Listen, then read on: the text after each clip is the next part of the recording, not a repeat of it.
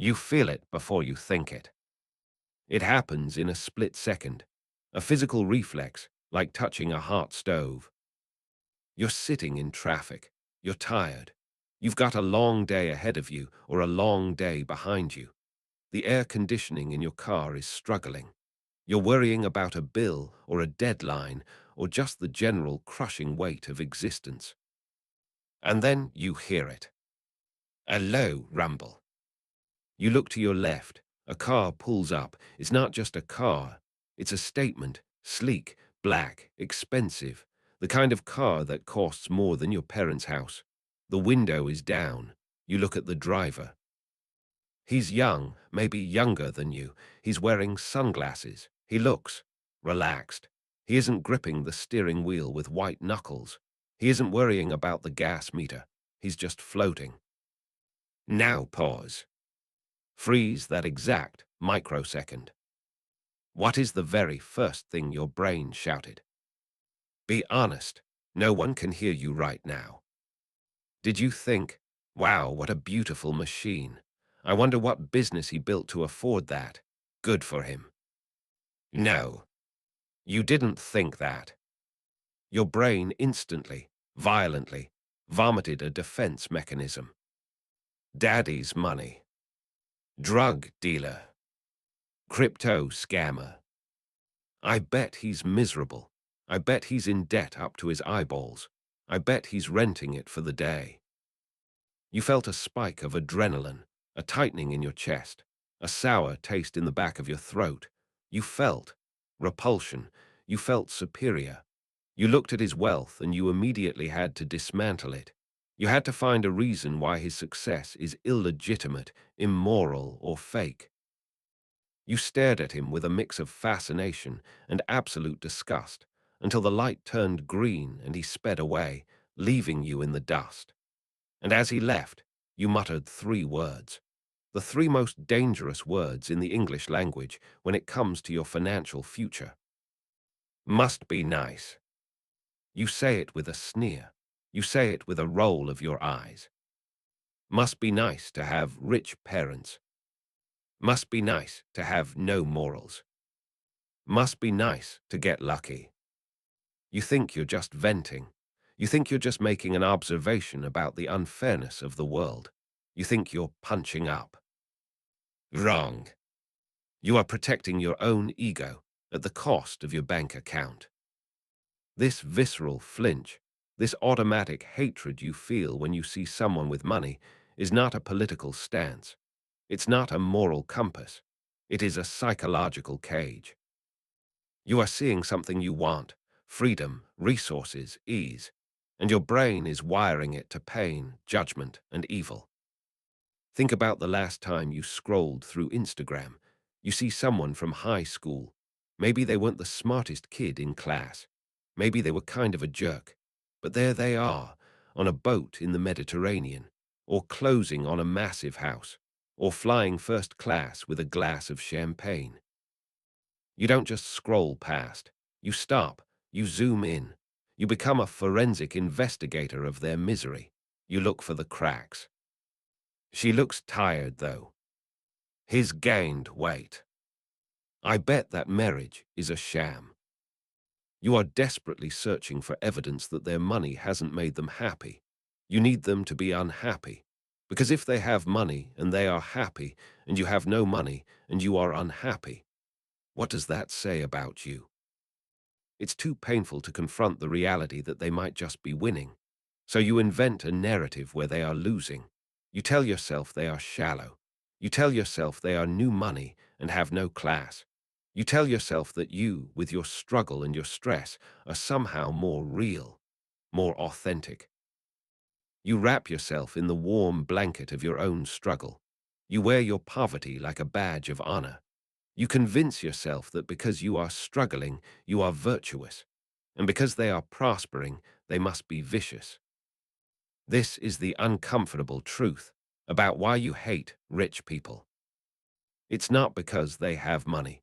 It's because their money shines a spotlight on your lack of it. Their success feels like an indictment of your stagnation. Every time you see a symbol of wealth, you feel a pinch, a wound. And instead of examining the wound, instead of asking, how can I heal this? You attack the person holding the mirror. You have trained your brain to reject wealth. You have trained your subconscious to believe that rich equals bad. And here is the kicker. Here is the part that should keep you up at night. Your brain is a survival machine. It moves you toward pleasure and away from pain. It moves you toward what you identify as good and away from what you identify as bad. If you spend all day, every day, telling yourself that rich people are scammers, assholes, unhappiness magnets, and morally bankrupt, do you really think your subconscious is going to let you become one? You are driving with the parking brake on. You are stepping on the gas with your conscious desire, I want more money. But you are slamming on the brakes with your subconscious programming, rich people are evil. And the car isn't moving. It's just burning rubber. It's just making noise. You are in a state of financial self-sabotage. And it all starts with that split-second sneer at a traffic light. You hate them. And that hatred is the exact reason you aren't one of them. You think you're judging them. But really, you're just sentencing yourself to stay exactly where you are. You have a script. It's a script you've been writing, revising, and rehearsing since you were old enough to understand that some kids had the expensive sneakers and you didn't. It's the must be nice script, and you are the lead actor, the director, and the audience. Here is how the scene plays out. You are scrolling through your phone on your lunch break. You are eating something you didn't really want, sitting in a chair that hurts your back. You see a post. A guy you went to college with just closed a massive deal. Or he just launched a startup that got funded. Or he just bought a second home. He's smiling. He's holding a glass of wine. He's thanking his team. Your brain goes into overdrive. You don't see the work. You don't see the sleepless nights. You don't see the risk he took when he quit his safe job 3 years ago, the same safe job you were too afraid to leave. You see the result, and it burns. So you run the script. He always was a smooth talker. Probably just bullshitted his way into that funding. His dad knew a guy in venture capital. I remember him saying that once at a party. The market is hot right now. Anyone could have made money on that. He just got lucky with the timing. Do you feel that? That tiny release of tension in your shoulders, that little exhale.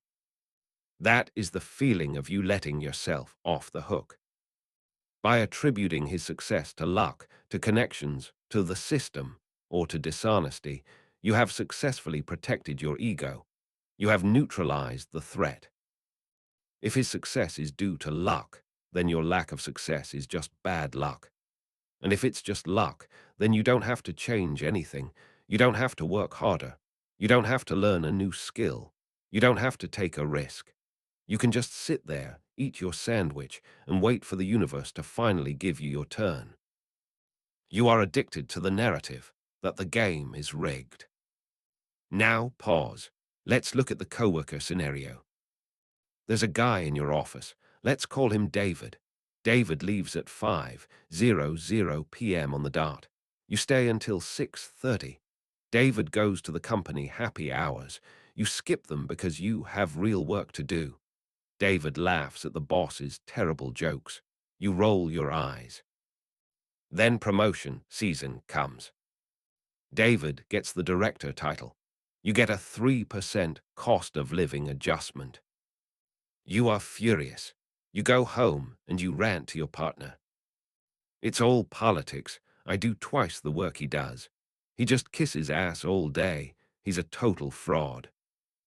You are screaming this script. You are shouting it from the rooftops.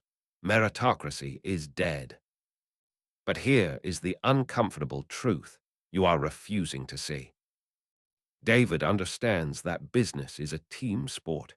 David understands that being likable is a skill just as important as being good at Excel. David put effort into relationships. You put effort into being a martyr. You think you are being noble by keeping your head down and grinding. You think you are the protagonist in a movie about the underappreciated genius. But in reality, you are just bitter. You use the word politics as a dirty word to describe human psychology. You dismiss his social intelligence as manipulation because you don't have it. You look at the wealthy, the successful, the people moving past you, and you desperately search for the asterisk next to their name. Yeah, but he's divorced. Yeah, but she had a trust fund. Yeah, but look at how stressed they are. You are a detective of defects. You will find the one thing they had, the one advantage, the one break, the one connection, and you will magnify it until it eclipses everything else they did.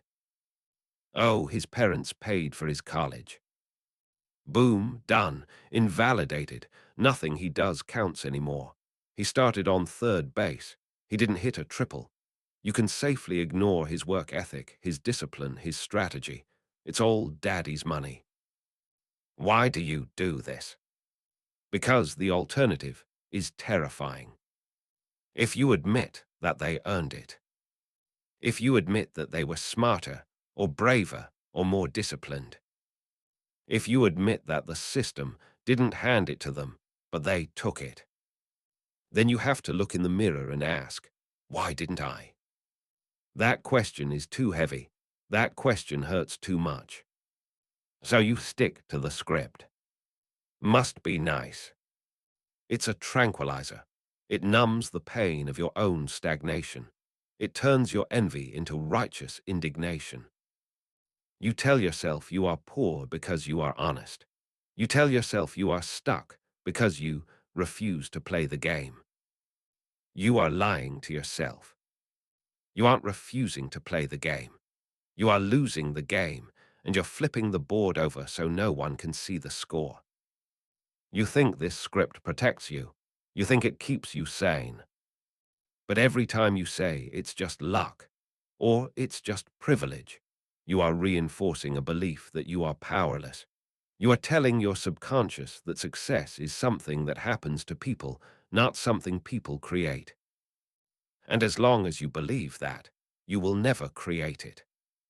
You will just keep waiting for nice to happen to you. And you'll keep watching David get promoted. You have built a cathedral out of your lack. You have constructed an entire moral universe where your empty bank account is proof of your purity. It starts with a whisper, a quiet reassurance you tell yourself when the credit card is declined or when you have to put the organic berries back on the shelf. I don't need fancy things. I'm not materialistic. I care about people, not profits. You say these things like they are facts, like they are laws of physics. But they are not facts. They are bricks in the wall of the virtue trap. Here is the trap. You have equated struggle with goodness. You look at the wealthy and you see greed. You see selfishness. You see corruption. And because you see those things in them, you must see the opposite in yourself. If they are greedy, you are generous. If they are shallow, you are deep. If they are corrupt, you are honest. Therefore, the less money you have, the more honest you must be. You have turned your financial failure into a spiritual victory. Think about the movies you love. Think about the stories you tell. Who is the hero, the scrappy underdog, the struggling artist, the family barely making ends meet, but they have love? And who is the villain, the guy in the suit, the corporate overlord, the landlord? You watched Titanic and you decided, right then and there, that the people in first class were stiff, boring, and soured by their own wealth. But down in steerage, oh, that's where the real life was.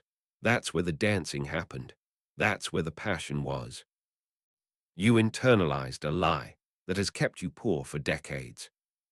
Money kills the soul. So you protect your soul by killing your earning potential. You sit in a circle of friends, friends who are all in the same tax bracket as you, and you bond over how crazy the world is. You bond over how expensive everything is. You bond over the evils of capitalism. I could never do that to people, you say, referring to a CEO who made a tough call. I'd rather be happy than rich, you nod, as if the two are mutually exclusive.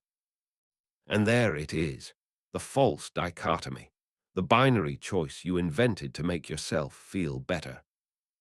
Happy or rich, kind or rich, honest or rich.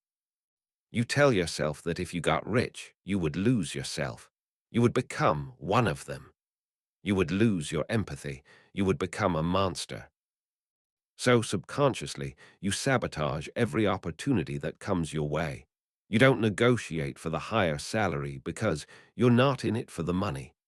You don't invest because the stock market is a casino. You don't start the business because marketing feels icky. You are literally repelling wealth because you are terrified it will stain your character. But let's look at the reality. Let's look at the actual, tangible result of your virtue. You are broke. You are stressed. You are one emergency away from disaster. When your friend gets sick and needs a specialist, can you pay for it? No, you can offer thoughts and prayers.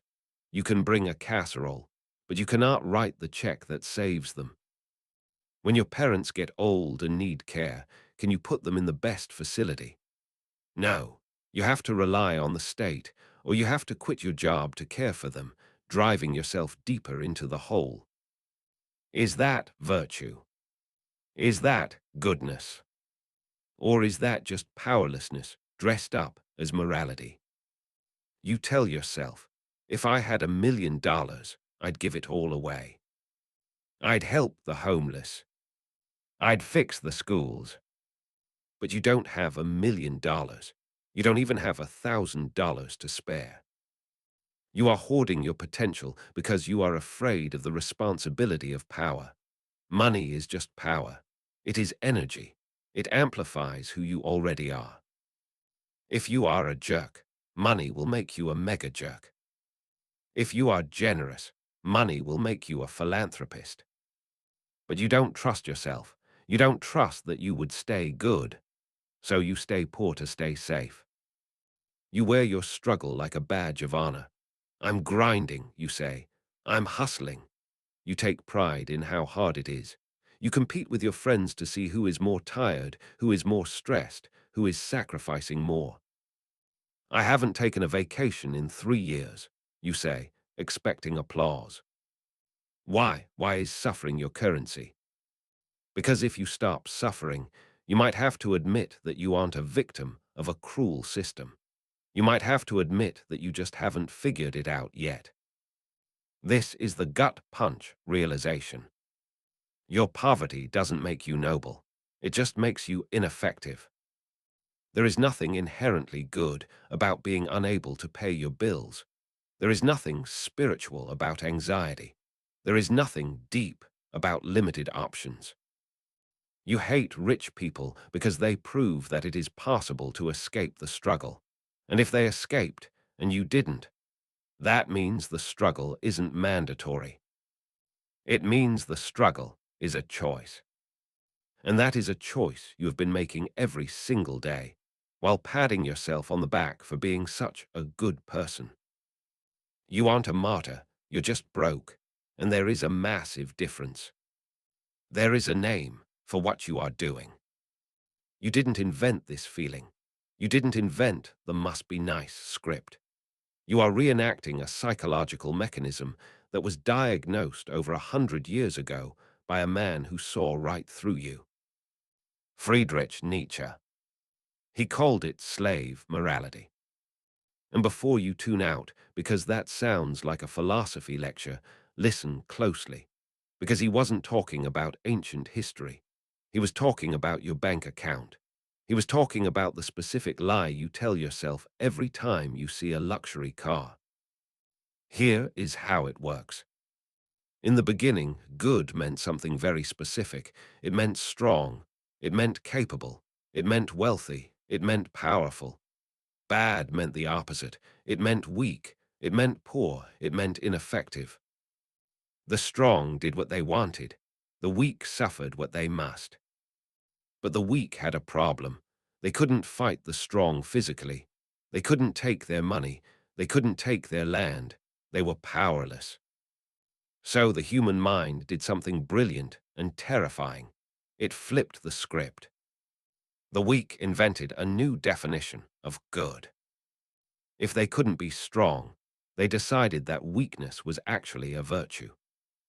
If they couldn't be rich, they decided that poverty was actually holiness. If they couldn't take revenge, they decided that turning the other cheek was actually superior. They turned their inability to act into a moral choice not to act. This is the toxic root of your hatred for the rich. You look at a CEO who ruthlessly cuts costs to save a company. You can't do that. You don't have the stomach for it. You don't have the power to do it. So you don't say, I am not capable of that level of ruthlessness. You say, that is evil. You look at the investor who takes a massive risk, putting millions on the line. You can't do that.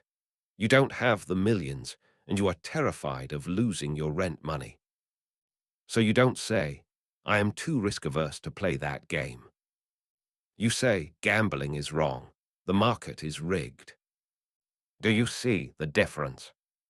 Slave morality is the art of making yourself feel superior to the people you secretly envy. It is the fox and the grapes. You know the story. The fox sees the delicious grapes hanging high on the vine.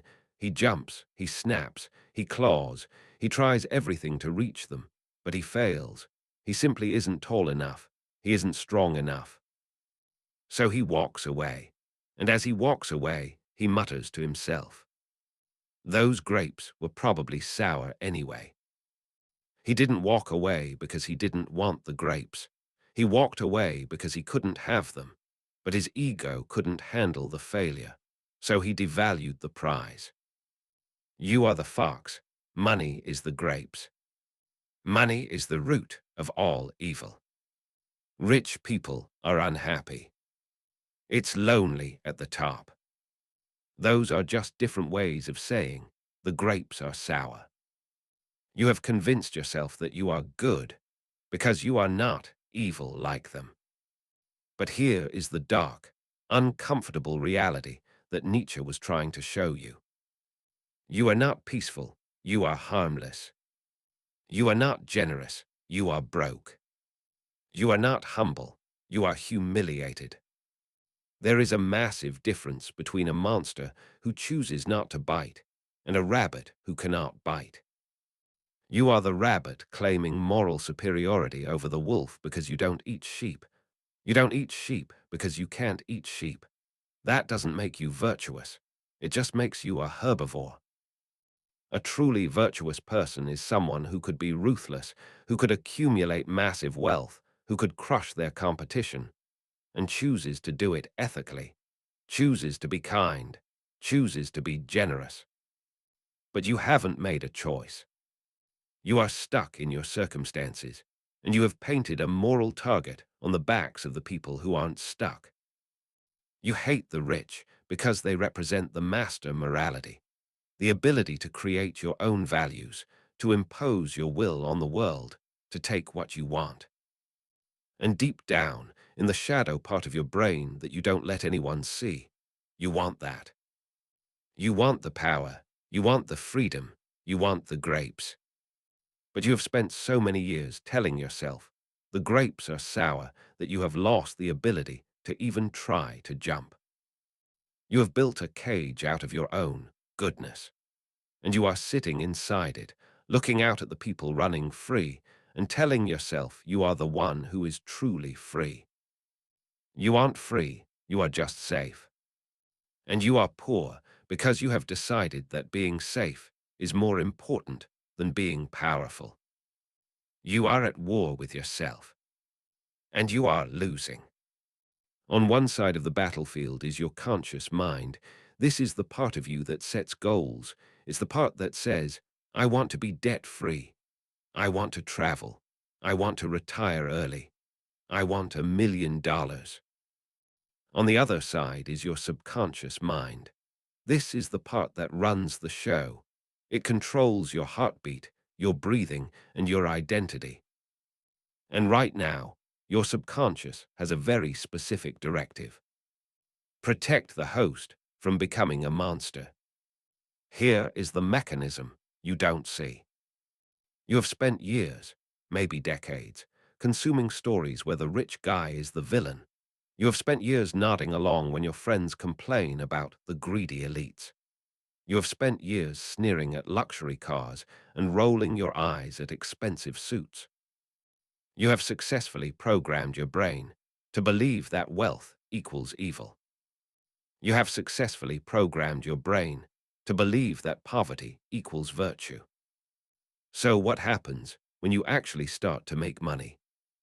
What happens when you get a bonus or a tax refund or a sudden windfall? Panic.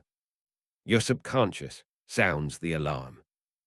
Warning, we are approaching rich. Rich is bad. We are good. Therefore, we must stop. You don't hear this alarm. You don't feel the panic. You just act. You get a $5,000 bonus. 2 days later, your car suddenly needs a $2,000 repair. Just bad luck, you say. Is it? Or did you ignore that rattle for 6 months because you were comfortable in your struggle? And now that you have money, your brain allowed the car to break so you could get back to zero. You get a promotion. You are making more money than ever. Suddenly, you need to upgrade your apartment. You deserve a new wardrobe. You start eating out every night. 3 months later, you check your account. You are exactly as broke as you were before the promotion. Cost of living creep, you sigh. Wrong. That is your financial thermostat kicking in. You have an internal setting for how much money you are allowed to have before you become a bad person. If your setting is struggling artist and you suddenly make $10,000, your subconscious views that money as a virus. It is a foreign invader that threatens your identity. So your brain feverishly works to expel the virus. You lend money to a friend you know won't pay you back. You make a risky investment that you didn't research. You overspend on Christmas gifts to show love.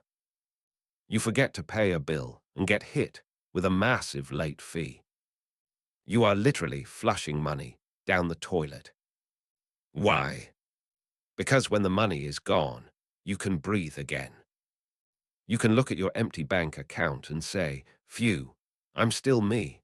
I'm still the underdog. I'm still one of the good guys. You return to your baseline. You return to the comfort of the struggle. This is the repulsion mechanism.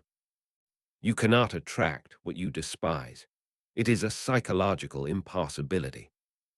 If you hate rich people, you will never become one. Think about it.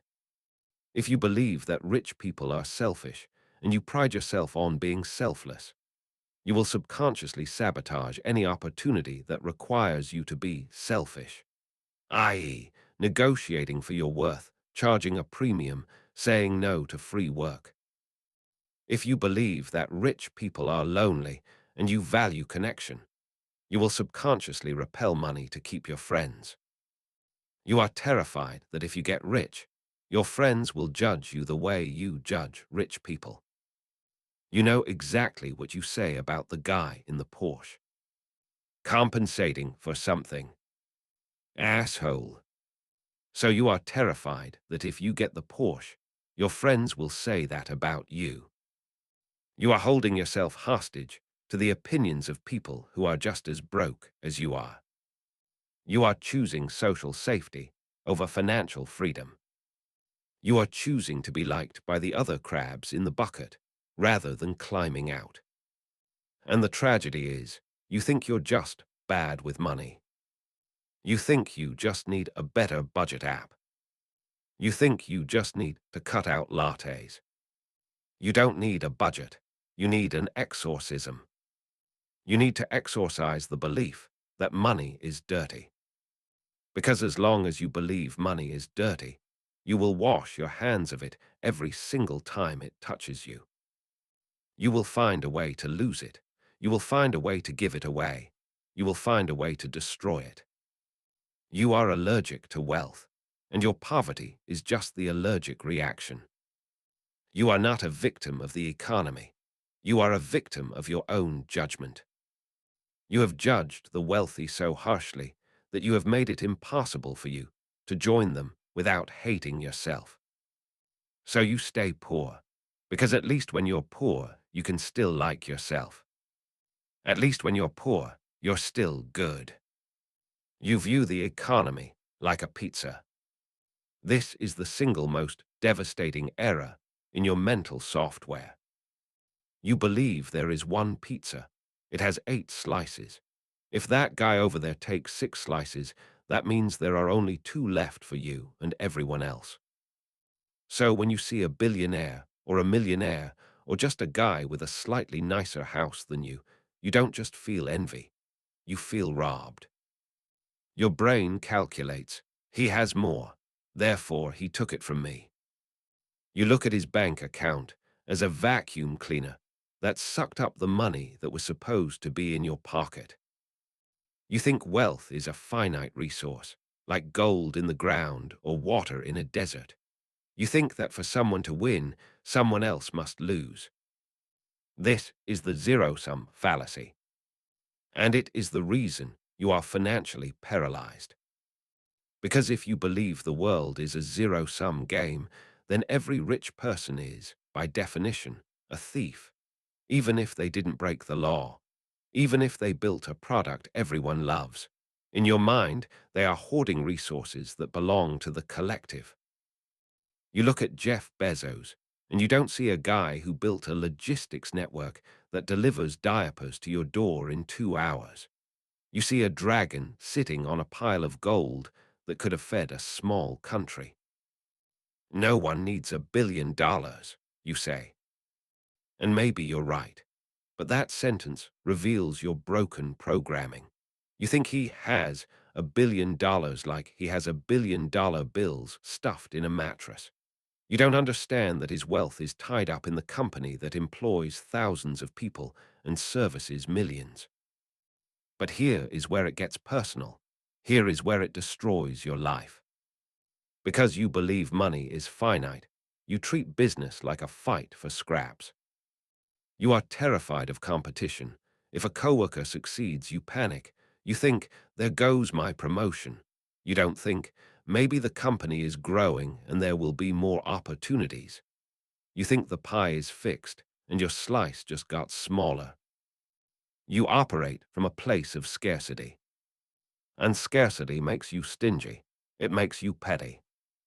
It makes you afraid to spend money to make money. You won't pay for the course, the mentor, or the better equipment because you see that money as gone. You don't see it as a seed. You see it as a loss. But the most dangerous part, the zero-sum mindset, makes you feel guilty for making money. If you believe that having more means taking from others, then you are subconsciously terrified of being the guy who takes the last slice of pizza. You undercharge for your work. I don't want to rip them off, you say. You are afraid to sell. I don't want to be pushy, you say. You are afraid to negotiate. I should be grateful for what I have, you say. You are literally capping your own income because you don't want to be a thief. You equate profit with plunder. You think, if I make a profit, that means I charged more than it cost me. That means I tricked them. Wrong. Wealth is not a pizza. Wealth is a candle. If I use my candle to light yours, I don't lose my fire. We just have more light. When a real entrepreneur creates something, a new software, a better coffee shop, a faster service. They aren't taking money out of the economy. They are expanding the economy. They are creating value that didn't exist yesterday. They bake a bigger pizza. But you are standing in the corner, guarding your one slice, screaming at the guy who is building a pizza oven. You hate him because he exposes your lack of creativity. He is playing a game of creation. You are playing a game of redistribution. He is asking, how can I solve a problem so big that people will happily pay me for it? You are asking, why does he have so much when I have so little? You are fixated on the gap.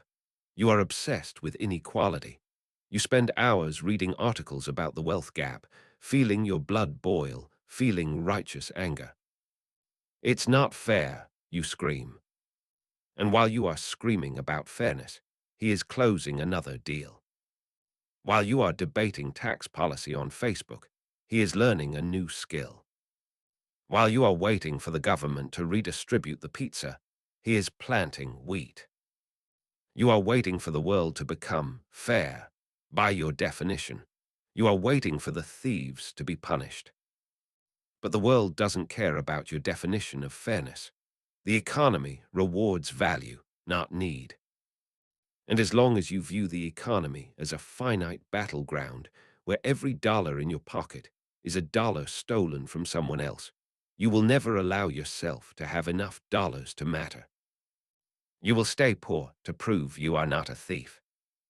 And you will hate the rich for reminding you that you could have just baked your own damn pie. You pride yourself on being realistic. You think you are the smartest person in the room because you are the first one to spot the con. A friend tells you about a new investment. Ponzi scheme, you say, without looking at the numbers. A coworker mentions a side hustle, selling digital products. Saturated market, you scoff. Only the gurus make money on that. You see an ad for a course on real estate investing. Grifter, you mutter. If they were so good at real estate, why are they teaching it? You have an answer for everything. You have a reason why nothing works. You think this is critical thinking. You think this is wisdom. You think you are protecting yourself from being a sucker. But let's be honest about what is really happening. You are not being smart. You are being terrified. This is the cynicism barrier. It is a fortress you have built to protect your ego from the pain of trying and failing. If you label every opportunity a scam, then you never have to take a risk. If you label every success story a fluke or a fraud, then you never have to ask why you aren't succeeding. It is the perfect defense mechanism. If you try to start a business and fail, you look stupid. You lose money. You feel shame. But if you sit on the couch and say, starting a business is a fool's game in this economy, you get to feel superior. You get to feel like the wise observer who sees through the matrix. You would rather be poor and right than rich and wrong. Think about the last time Bitcoin crashed, or the stock market dipped, or a famous tech company had a scandal. Did you feel a little spike of dopamine? Did you feel a little smirk forming on your face? I knew it, you whispered. I told them so. You celebrated the crash. You rooted for the failure. Why? Because it validated your inaction. If the people who took risks got burned, then your decision to stay safe on the sidelines was the smart move. You needed them to lose so you could feel like a winner for doing absolutely nothing. You are addicted to the "I told you so." But here is the cost of that addiction. While you are busy debunking every opportunity, other people are vetting them. While you are busy laughing at the crypto bros, some of them are retiring. While you are busy mocking the influencers, they are building empires. Yes, there are scams. Yes, there are bubbles. Yes, there are grifters. But your cynicism has become a blindfold. You can no longer distinguish between a scam and a strategy. You have lost the ability to recognize a legitimate vehicle for wealth because you have decided that all vehicles are traps. You call it skepticism, but true skepticism is an investigation. It asks questions. It looks at data. You aren't asking questions. You are making judgments. It's too good to be true. Nobody makes money that easy. There's a catch. These are not facts. These are fear-based assumptions designed to keep you in your comfort zone. You look at a guy making $10,000 a month online, and your brain short-circuits. It creates cognitive dissonance. I work 50 hours a week, and I make $4,000. If he makes $10,000 with a laptop, that means I am doing something wrong. That means I am working hard, not smart. That thought is unbearable. It makes you feel like a fool. So you reject it. He's lying. He's renting that Airbnb. It's all fake. Ah, much better. Now you can go back to your 50-hour week feeling like the honest one, the real worker. You use cynicism to lower the bar of success to exactly where you are standing. You convince yourself that anyone above that bar is cheating. But listen to the silence in your house when the bills come due. Listen to the anxiety in your chest when you check your balance. Does your cynicism pay the rent? Does your "I told you so" put food on the table?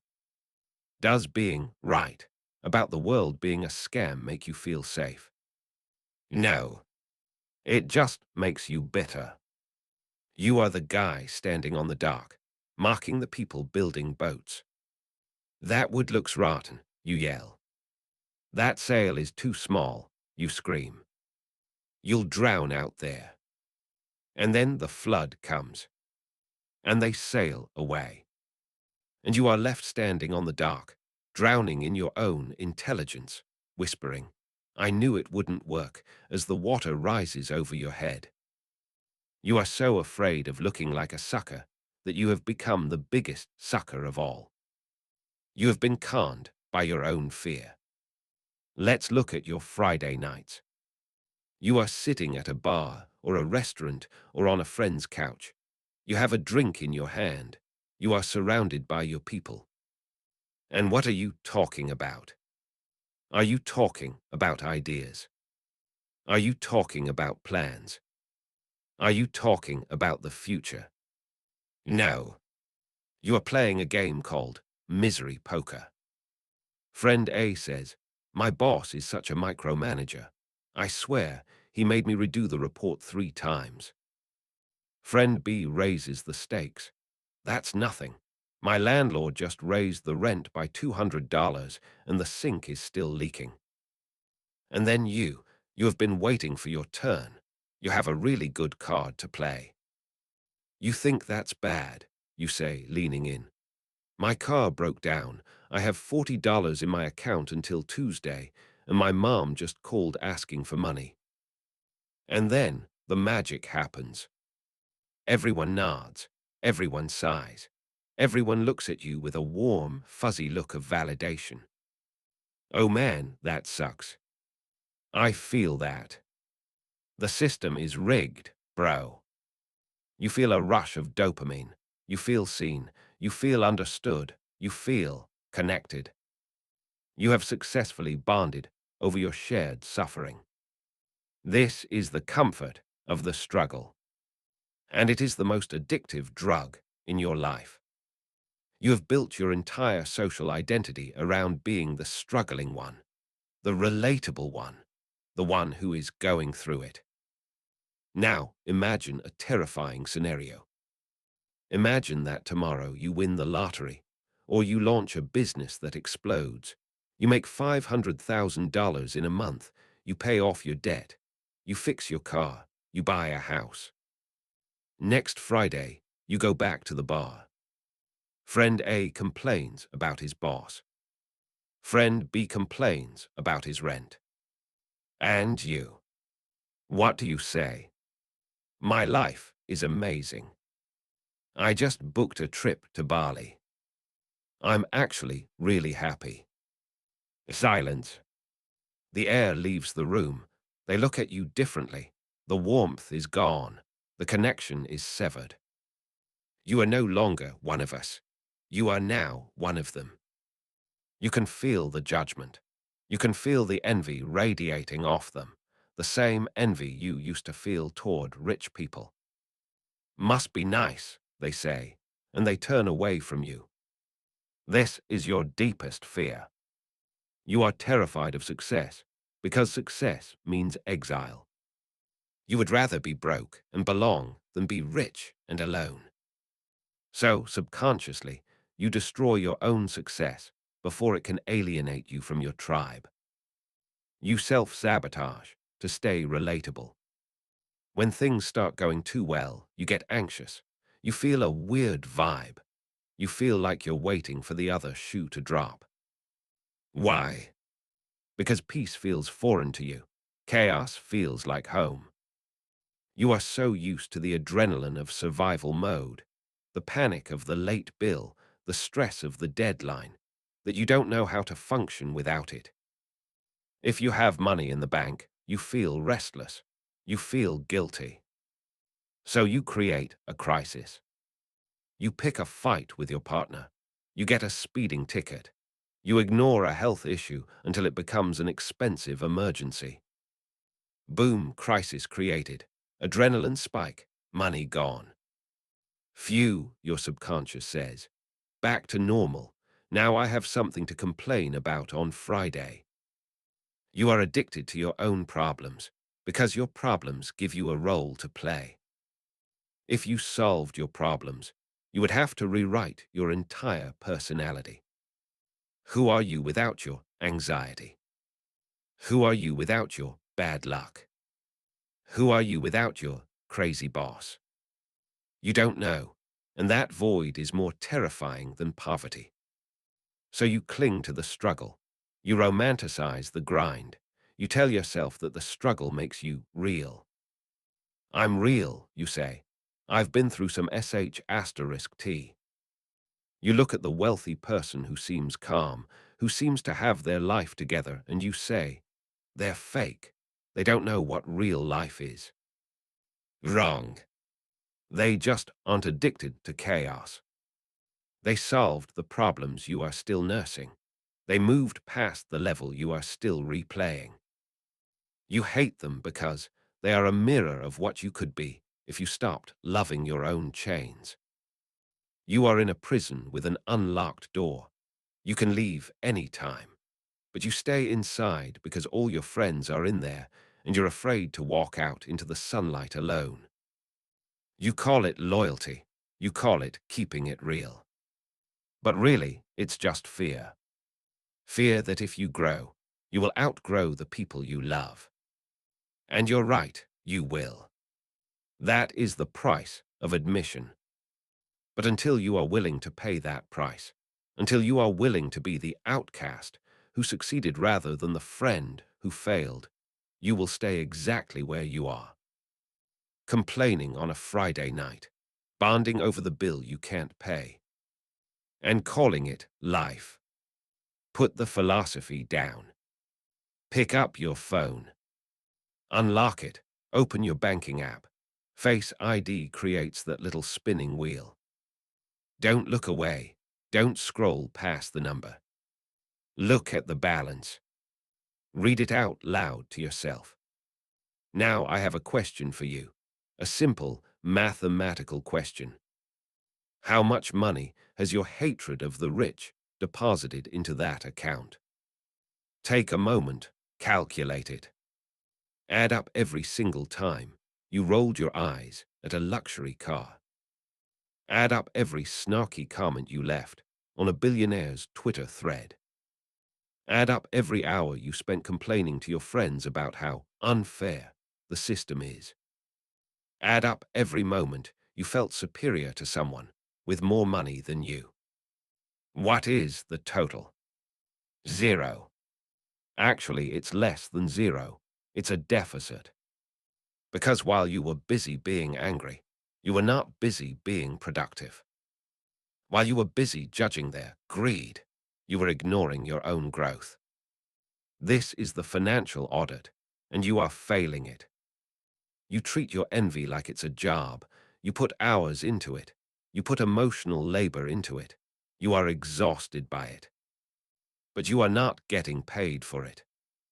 You are working for free for the department of resentment.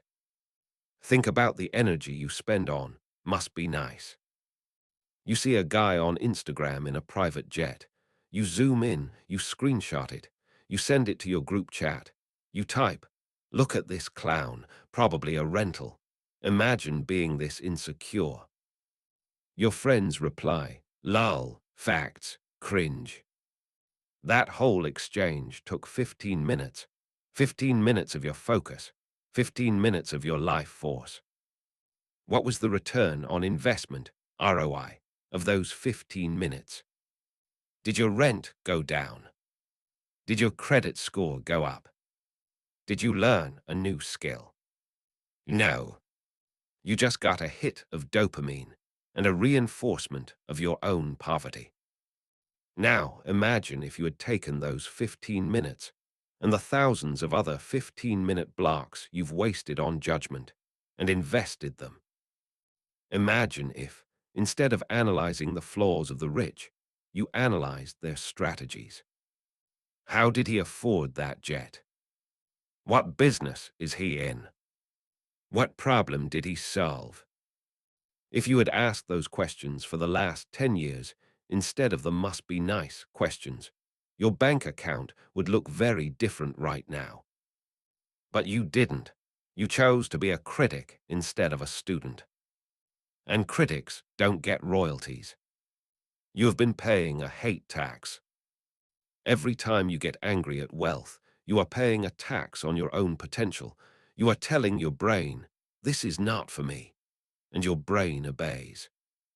Your bank account is a lagging indicator of your mindset.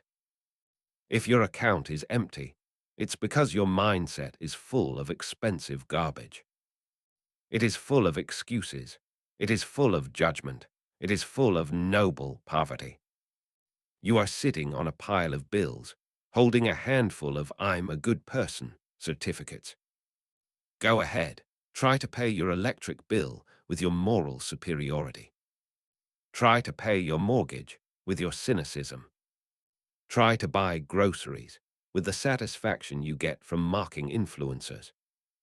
I'd like to pay for these eggs with the fact that I'm not a sellout. The cashier doesn't care.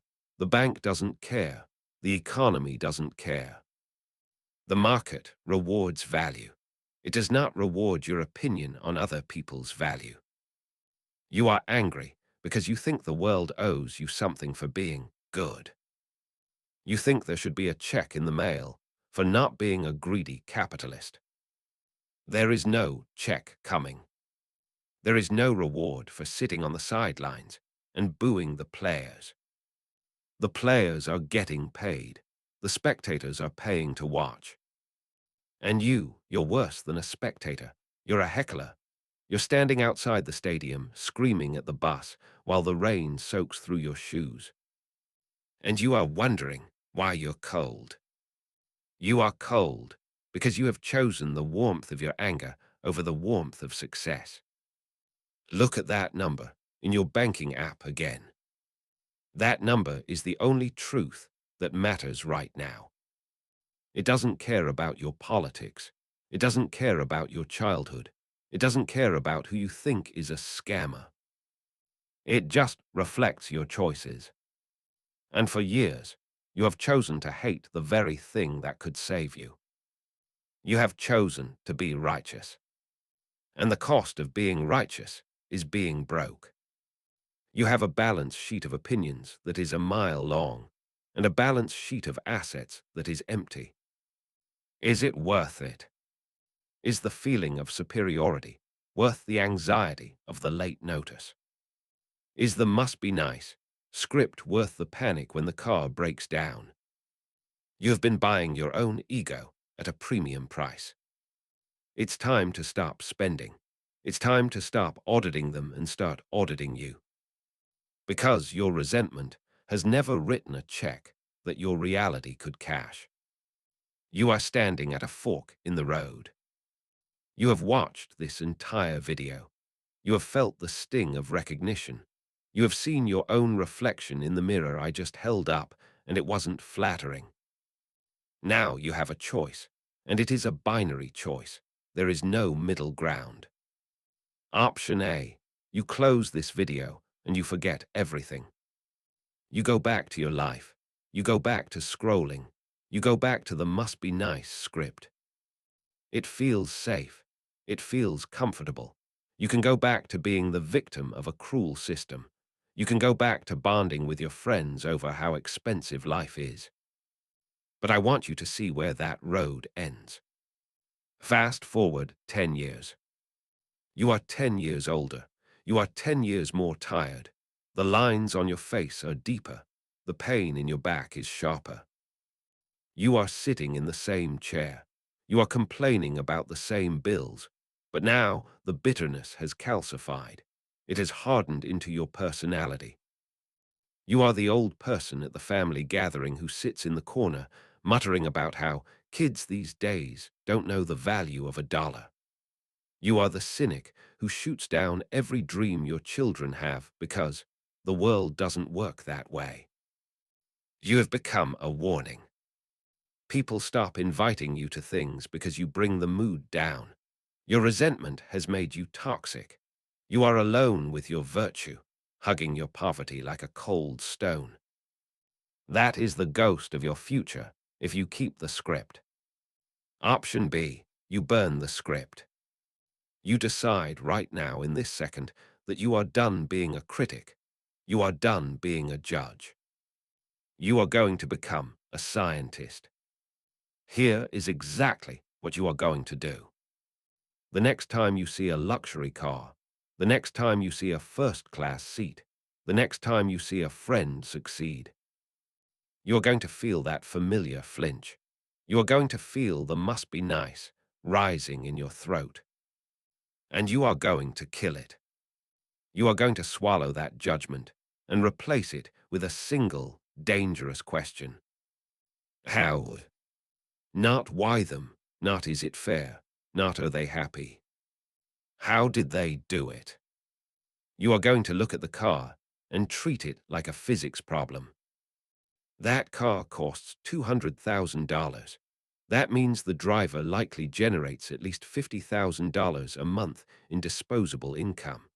What vehicle of value creation allows for that kind of margin? You are going to look at the business owner and ask, what system did she build? What risk did she manage? What leverage is she using? You are going to stop trying to find their flaws and start trying to find their formula. This is the curiosity shift. You move from moralizing, good versus evil, to mechanizing, cause and effect. You stop caring about whether they are nice people. You start caring about the mechanics of wealth. Because here is the final truth, the one that ties everything together. Money is neutral. It has no soul. It has no morality. It is just an amplifier.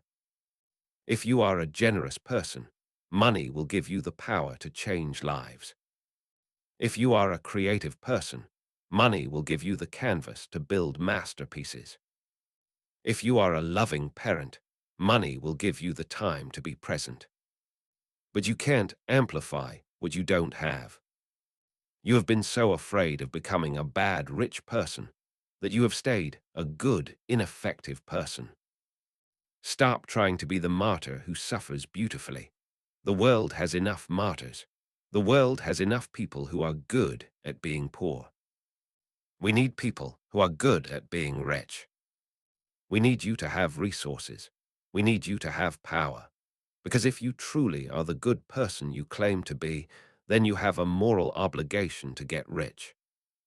Because if the good people stay broke, who is left running the world? The people you hate. So stop hating them. Learn from them. Study the game, learn the rules, master the mechanics. And then, when you win, and you can win, you can play the game differently. You can be the wealthy person you wish existed. But you have to get in the game first. You have to leave the bleachers. You have to stop heckling. You have to put down the must be nice sign. Walk out of the cage of your own judgment. The door is open. It has always been open. You just have to be brave enough to walk through it and become the person you've been pretending to hate. Your move.